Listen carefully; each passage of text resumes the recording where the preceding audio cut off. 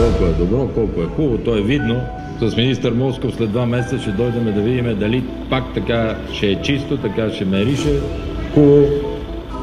Знаете как заварих София.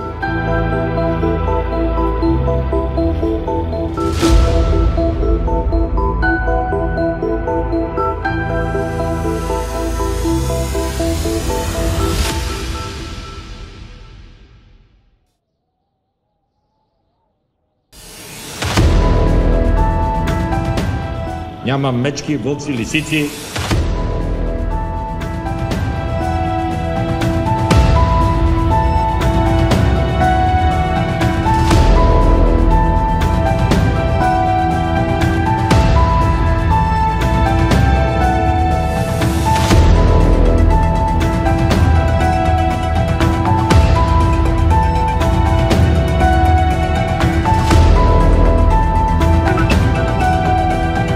Да има кризи и да се възползват от балирането, извозването и съхранението. Не бива да забравяме тези години, защото това са стотици милиони загуби за София град.